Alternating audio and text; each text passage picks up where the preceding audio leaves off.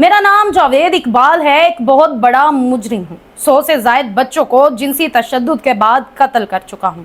इन कत्लशुदा बच्चों को मैं तेजाब के ड्रम में डाल दिया करता था। उनसे उनकी हड्डियाँ 5 से 10 मिनट में गल जाया करती थी। मेरे इन जुराइम की वजह से मुझे मेरा ज़मीर झंझोड़ने लगा है। मैं अपने सारे गुनाहों का एतराफ़ करना चाहता हूँ ताकि मुझे सज़ा दी जा सके। मैं पुलिस के पास नहीं जा रहा, वो मुझे मुकाबले में मार देंगे और मेरी कहानी दुनिया के सामने नहीं आ पाएंगी। अस्सलाम वालेकुम नाज़रीन, मैं आपके मेज़बान और ये अल्फाज जावेद इकबाल के हैं जिसने रोज़नामा जंग के एडिटर खावर नईम हाशमी को ये खत लिखा और खत में ये सारे मामलात बताए। आखिर जावेद इकबाल कौन था और उसने 100 बच्चों को क्यों कत्ल किया? उसी के साथ साथ लाहौर जैसे शहर में रहते हुए वो पकड़ा क्यों नहीं गया और किसी को मालूम क्यों नहीं हुआ? जावेद इकबाल का खानदान तकसीम हिंद के बाद लाहौर आया, जहां पर जावेद इकबाल के वालिद ने लोहे के पाइप बनाने का एक कारखाना लगाया। 1961 में जावेद इकबाल की पैदाइश हुई और government Islamia college railway Lahore से अपना इंटरमीडिएट किया, जिसके बाद जावेद इकबाल के वालिद ने उसे शाद बाग के इलाका में लोहे के पाइप बनाने का एक कारखाना लगा कर दिया। उसी के साथ जावेद इकबाल ने अपनी सांपों और मछलियों की भी एक दुकान बनाई, जिसमें वो बच्चों को लुभाता था, अपने पास बुलाता था, बच्चों को खाना खिलाता था, अच्छे कपड़े लेकर देता था ताकि बच्चे उससे अट्रैक्ट हो सके। नाज़रीन, जावेद इकबाल बचपन से ही जिद्दी था, शरारती था, जुनूनी था। जिस चीज़ को हासिल करना चाहता था उसी के पीछे पड़ जाता था। शादबाद ही वो इलाका था जहां पर जावेद इकबाल पर यह पहली बार इल्ज़ाम लगा कि उसने एक बच्चे से बदफेली की है। 1990 में उस पर मुकदमा दर्ज हुआ, जिसके नतीजे में वो फरार हो गया। 1998 में फिर यह वाकया मंजर आम पर आया कि जावेद इकबाल एक मालशिए को अपने साथ लेकर जाता है और उसके साथ बदफेली करता है, जिस पर मालशिया जो था वो गुस्से में आकर, मालशिया कम से कम 18 साल का बच्चा था, जिसने गुस्से में आकर अलमारी से बंदूक निकाली और उसका बट जावेद इकबाल के सर में दे मारा, जिसकी वजह से जावेद इकबाल काफ़ी जख्मी हुआ। जावेद इकबाल को जनरल अस्पताल में मुंतकिल किया गया, जहां पर वो ज़ेरे इलाज रहे। उनकी हालत शदीद ख़राब थी, सर की बहुत सी हड्डियां टूट चुकी थीं और वो किसी को पहचान भी नहीं पा रहे थे। इस पूरे के पूरे मामलात में जावेद इकबाल की वालदा ही थी जिन्होंने जावेद इकबाल का ख्याल रखा। नाज़रीन, उसके बाद असल सदमा जावेद इकबाल और उसकी वालदा को तब लगा जब पुलिस ने उस मालशिए के खिलाफ मुकदमा दर्ज करने की बजाय जावेद इकबाल के खिलाफ ही मुकदमा दर्ज कर दिया। 1999 26 जुलाई वो स्याह दिन था जिस दिन ये सारा मामला स्टार्ट हुआ, जिस दिन जावेद इकबाल की वालदा का इंतकाल हुआ और जावेद इकबाल ने यह ठान लिया कि वो इसका बदला लेगा। जो इंसल्ट उसकी वालदा को बर्दाश्त करना पड़ी है, वो इसके बदले में 100 बच्चों को कत्ल करेगा।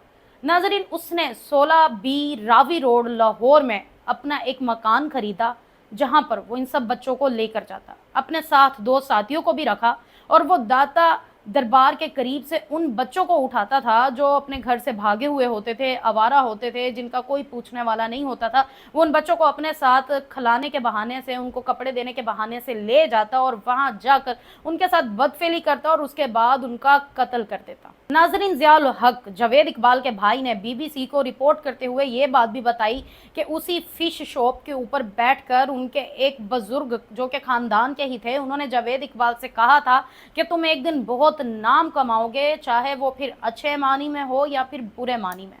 इस वाक़े के बाद खावर नईम हाशमी ने जावेद इकबाल को अपने ऑफिस में आने के लिए कहा, तो जावेद इकबाल अपने 2 साथियों के साथ रिक्शे में बैठकर उनके दफ्तर में पहुंचे, जहां पर जब उनकी चेकिंग की गई तो उसके पास से जहरीली नींद की गोलियां बहुत ज़्यादा मकदार में मिली।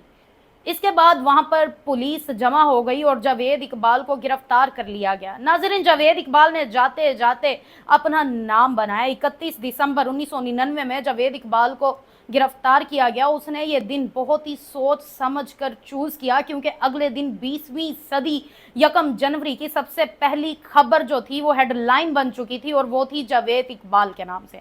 नाज़रीन, सबसे पहला सहाफ़ी जमील चिश्ती जो कि जावेद इकबाल के घर गया इस सारे वाक़ये के बाद, वो बताते हैं कि जब वो उस घर में पहुंचे तो वहां पर ड्रम मौजूद थे और जावेद इकबाल ने सारे सबूत भी दिए थे पुलिस को। उन बच्चों की तस्वीर भी दी थी जो अगले दिन के अखबार में छापी गई। वालिदैन अपने बच्चों को ढूंढने के लिए जावेद इकबाल के घर पहुंचे तो वहां पर 100 से ज़ायद जूतों के जोड़े थे, وہاں پر بچوں کے کپڑے تھے، وہاں پر بچوں کی ہڈیاں تھیں اور ڈرم میں کچھ بچوں کے اعضاء بھی تھے۔ ناظرین، وہ ایک سیاہ دن تھا۔ لوگ جوتوں کی مدد سے اپنے بچوں کو پہچان پا رہے تھے، کچھ والدین کپڑوں کو دیکھ کر اپنے بچوں کو پہچان پا رہے تھے۔ وہ چیخو پکار جو تھی اس دن کی، وہ آج بھی سیاہ الفاظ سے لکھی جاتی ہے۔ جاوید اقبال کے گھر سے ایک 16 انچ لمبی چین بھی ملی اور وہاں پر ٹوٹل 72 بچوں کا پوسٹ مارٹم کیا گیا۔ اس میں سے 28 بچے وہ تھے جن کا پوسٹ مارٹم نہ ہو سکا کیونکہ ان کی کنڈیشن اتنی خراب تھی۔ مارچ 2000 اللہ بخش کی عدالت میں یہ کہا گیا کہ جاوید اقبال کو مینار پاکستان میں ان تمام والدین کے سامنے آخری منزل سے نیچے گرا دیا جائے اور پھر چیل اور کوے اس کے جسم کو نوچ نوچ کر کھا جائیں اور اس کے بعد اس کی 100 بوٹیاں کر دی جائیں اور یہ سارا کام ان والدین کے سامنے کیا جائے۔ لیکن اس کے بعد جاوید اقبال اور اس کے ساتھیوں نے جیل میں ہی خودکشی کر لی۔ ناظرین، جاوید اقبال جاتے جاتے پاکستانی سسٹم کو جو تھا وہ ننگا کر گیا کہ اس کو سزا ملی، لیکن سزا وہ دے نہ پائے۔ جو سارے معاملات تھے وہ یہیں کے یہیں تھمے رہ گئے۔ والدین کی چیخیں، ان بچوں کی چیخیں آج بھی ہمارے کانوں میں گونجتی ہیں۔